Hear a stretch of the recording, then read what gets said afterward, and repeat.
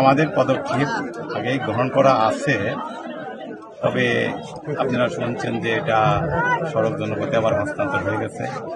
এখন এটা সোয়েল টেস্ট পর্যন্ত করা আছে আমার জানা, ফিরে এসে 1.5 মাস হলে এখন জয়েন করেছি। আমি কাগজপত্র দেখলাম যে প্রায় 1 মাস হয়েছে। সোয়েল টেস্ট রিপোর্টটাও দেখলাম আছে। এর পরবর্তীতে আমাদের হয়তো অর্থ বা কোনো প্রকল্পে না পাওয়ার হয়তো হয়নি।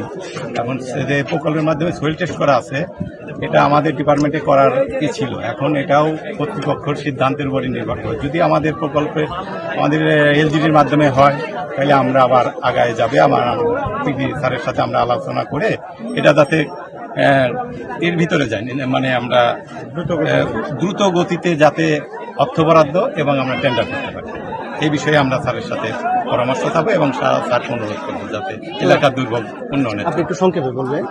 ব্যাপক স্থবির হয়ে যাচ্ছে, এলাকার জনগণ স্থবির হয়ে গেছে। যদি খুব দ্রুত বেগে সরকারের উচ্চ মহলের দৃষ্টি আকর্ষণ, সাংবাদিকদের মাধ্যমে দৃষ্টি আকর্ষণ করছি, মাননীয় জাতীয় সংসদ সদস্য বারবার চেষ্টা করে গেছেন যে এই ঝুঁকিপূর্ণ বৃষ্টি যাতে অতিরিক্ত ট্রাক বহনকারী বোঝাইকারী ট্রাকগুলো যাতে আনাগুনি না করে কম যাতে সহনীয় পর্যায়ে জায়গায় এরকম পর্যায়ে টাকার জন্য বারবার চেষ্টা করা হয়েছিল, কিন্তু এই সংসদেও তিনি উত্থাপন করেছেন। আমার অনুরোধ রইল আমাদের সাংবাদিকদের মাধ্যমে দ্রুত বেগে, খুবই দ্রুত বেগে যাতে এই কাজটা দ্রুত বেগে হয়, মানুষ যাতে চলাচলের ব্যবস্থা করতে পারে, মানুষ যাতে সাধারণ মানুষ যেতে পারে, এটা ব্যবস্থা করার জন্য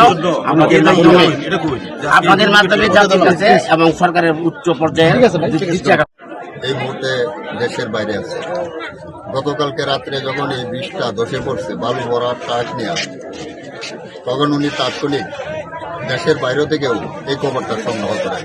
এমনকি আমাদের সকল নেতা কর্মীরা উনি ব্যক্তিগতভাবে যোগাযোগের মাধ্যমে আমাদেরকে দিক নির্দেশনা প্রদান করেন যে আপনারা তাড়াতাড়ি ওই গতলা কংস নদীর উপরে যে বেলি ব্রিজ আছে এই ব্রিজটা কোন দিকে আসে, আর এটা খুব তাড়াতাড়ি যাতে দ্রুত মেরামত করা যায়, আপনারা কৌশলী উপজেলা প্রশাসনের সাথে সমন্বয় করে এই কাজটি করে দেন।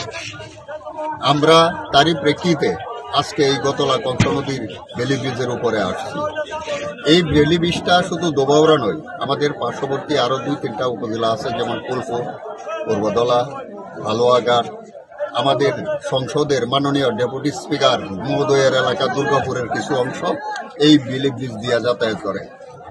কাজেই আমরাও চাই যে এই বেলি ব্রিজ দ্রুত মেরামত করা হোক।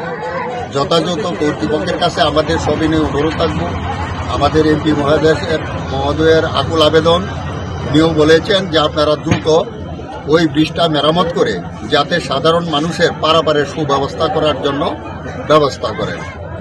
আমরা আশা করি প্রশাসন খুব তাড়াতাড়ি ওইটার একটা পারাপারের সুব্যবস্থা করবেন, যেটা অল্প সময়ের মধ্যেই হয়ে যাবে ইনশাআল্লাহ।